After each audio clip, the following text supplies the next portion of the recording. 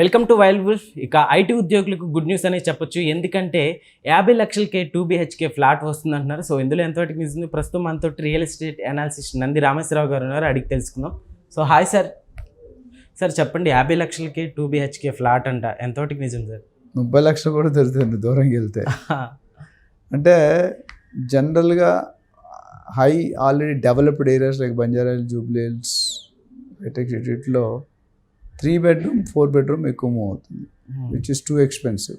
Square feet 10-12 వేలు దాకా చెప్తున్నారు. ఇప్పుడు బంజారాహిల్స్ అయితే 15-20 వేలు చెప్తున్నారు. సామాన్య ప్రజలు కొనుక్కునే ధోరణి లేదు. సో ఇప్పుడు కొద్దిగా దూరంగా వెళ్తే కొత్త బిల్డర్స్ డిమాండ్ 2 bedroom వాళ్ళు ఎక్కువ అవుతున్నారు, ఎందుకంటే ఇన్కమ్స్ పడిపోతున్నాయి.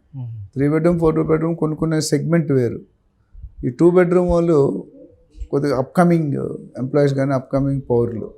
సో వాళ్ళకి 800-900 స్క్వేర్ ఫీట్ని 12-13-1500 దాకా విస్తీర్ణంలో ఉన్నాయి.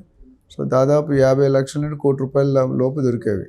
సో అందరూ కూడా ఈ రెసిషన్ పరంగా మనకు స్టేట్ తెలంగాణ సీఎం అయిన తర్వాత కొద్దిగా స్లో డౌన్ ఇప్పుడిప్పుడే పుంజుకుంటుంది. సో ఎవరైనా 50-60 లక్షలు కావాలంటే కొన్ని ప్రాజెక్ట్స్ కొద్ది దూరంగా అవుతున్నాయి.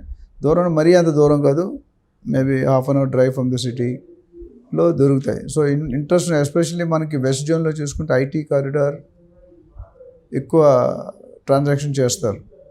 ఇప్పుడు మొత్తం భారతదేశంలో 50 లక్షల ఐటీ మంది ఉంటే హైదరాబాద్లోనే 10 లక్షల మంది ఉన్నారు, బెంగళూరులో 10 లక్షల మంది ఉన్నారు, మిగతా మొత్తం అన్ని రాష్ట్రాలు కలిపి 30 లక్షల మంది.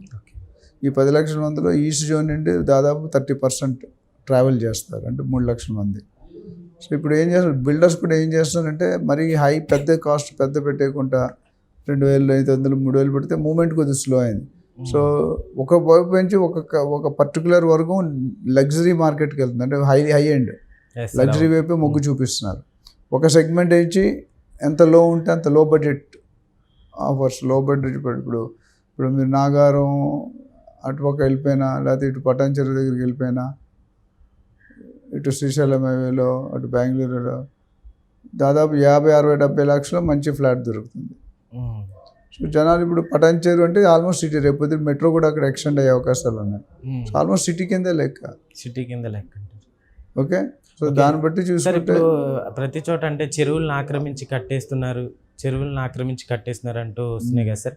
అంటే తక్కువ బడ్జెట్ తోటి కొంచెం నాస్తి రకంగా కూడా యూస్ చేసి అట్లా ఫ్లాట్లు కట్టేయడం లాంటి. అంటే దానికి బ్రాండ్ అనేది ఉంటుందండి. ప్రతి బ్రాండ్కి బాటా ఉంది, కాంప్రమైజ్ గార్డు, లూయిస్ విల్పి ఉంది, తనిష్క్ ఉంది, బ్రిటానియా ఉంది, గాద్రేజ్ ఉంది. వీళ్ళు కాంప్రమైజ్ బిల్డర్స్లో కూడా రకరకాలు ఉన్నారు. లో class builders, middle class builders, high class builders, luxury builders. పిండి కొలిది రొట్టి అంతే. పిండి ఎంత ఉంటే అంతే కదా రొట్టె. ఒక చిన్న ముద్ద ఉంటే 10 రొట్టెలు రావు కదా. అట్లానే ఏ వర్గానికి చెందిన వాళ్ళు ఆ బిల్డర్స్ని ఎత్తుక్కోవాలి.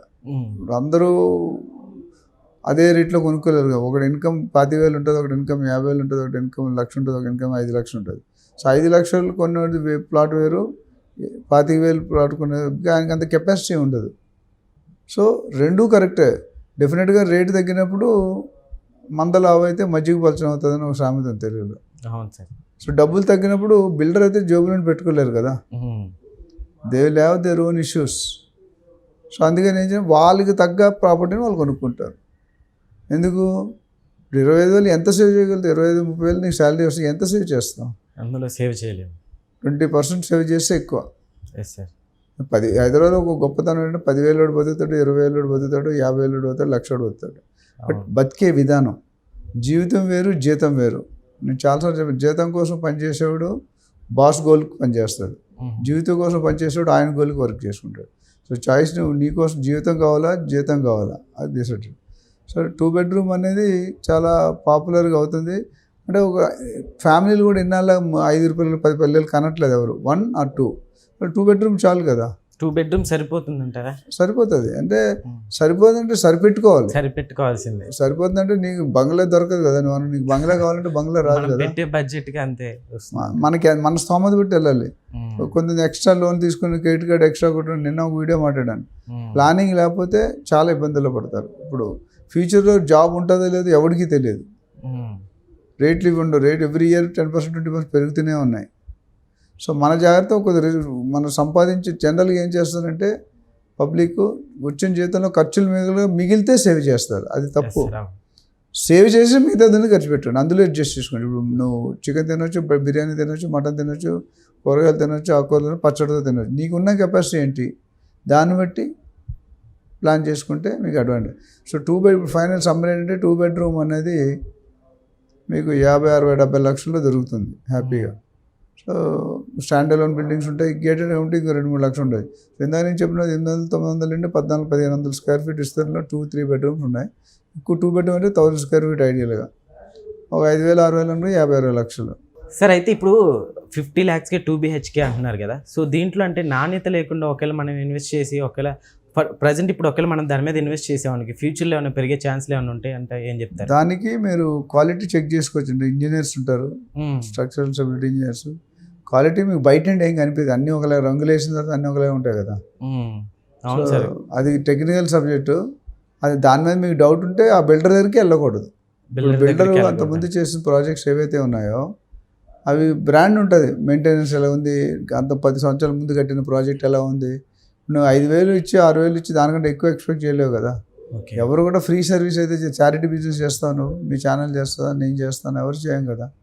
సో డెఫినెట్గా ఆ క్వాలిటీ అనేది మీరు ఆ హ్యాండ్కి వెళ్ళండి, మీరు కొనుక్కోలేరు. 15,000 square feet ఎక్కడ కొనుక్కుంటారు? ఓ బెడ్రూమ్ వస్తుంది, మరి బాత్రూమ్ వస్తుంది.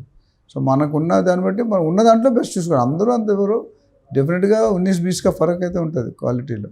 ఓకే, అక్కడ మనకున్న స్థామత బట్టి కొద్ది కాంప్రమైజ్ ఉన్న బిల్డర్స్ మంచి బిల్డర్ని ఎత్తుక్కోవాలి.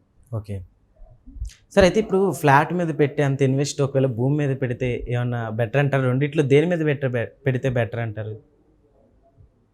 డెఫినెట్గా ఫ్లాట్ భూమి రెండు కరెక్టే, రెండు రాంగ్ ఎందుకంటే పర్పస్. ఇప్పుడు నీకు ప్లాట్లో ఎక్కువ వస్తుంది, కానీ నీకు ఉండడానికి కావాలి, నువ్వు ప్లాట్ కొనుక్కోలేవు కదా. నీ పెళ్ళయింది, జాబ్ వచ్చింది, బెంగళూరుకి వెళ్ళిపోయావు, బెంగళూరు నీకు ఎవరు తెలియదు, మీ ఆవిడకి నీకు ఇల్లు కావాలి కదా, అయితే రెంటే తీసుకోవాలి, లేకపోతే పర్చేస్ తీసుకోవాలి. సో ఈ ఫ్లాట్ అనేది మీ ఇండివిజువల్ పర్పస్ బట్టి ఉంటుంది. అంటే నువ్వు ఉండడానికి కొనుక్కుంటున్నావా, ట్రేడింగ్ కొనుక్కుంటున్నావా, ఇన్వెస్ట్మెంట్ కొనుక్కుంటున్నావా, అయితే దేనికి ఉండడానికి అయితే రూల్ వేరు ఉంటుంది, ట్రేడింగ్కి అయితే రూల్ వేరు ఉంటుంది, రెంటల్కి అయితే లాంగ్ టర్మ్ అయితే వేరు ఉంటుంది. సో 4 డిఫరెంట్ అంశాలు, 4 సబ్జెక్టులు, 4 చాప్టర్లు. ఈచ్ చాప్టర్ మనం సపరేట్గా మాట్లాడుకోవాలి. ఆ ప్రకారం జనరల్గా చూసుకుంటే ప్లాట్ మీద అప్రిషియేషన్ ఎక్కువ వస్తుంది. ఫస్ట్ హ్యాండే ఉంటుంది, సెకండ్ హ్యాండ్ ఉండదు ప్లాట్లో. ఫ్లాట్ అనేది సెకండ్ హ్యాండ్ ఉంటుంది, దాని రేటు 10 సంవత్సరాల తర్వాత తగ్గుతూ ఉంటుంది కార్లాగా. ఓకే సో ఇది ఏంటంటే దీనికి మన రియల్టర్ అక్విజిషన్లో ఒక అడ్వైస్ సెల్ ఉంది. దానికి ఎవరైనా ఫోన్ చేస్తే మేము ఇదే చెప్తాం, 1 గంట సేపు మాట్లాడి అపాయింట్మెంట్ తీసుకుంటే మీ డబ్బులు ఎంత ఉన్నాయి, లోన్ ఎంత వెళ్తారు, డైరెక్ట్గా ఎంత వెళ్తారు, ఎంత పెట్టుకోగలరు, ఎంత పెట్టలేరు, దాన్ని బట్టి ఎక్కడ కొనుక్కోవాలి, ఎక్కడ రేట్ ఇవ్వాలి చెప్తాము. Okay sir, thank you.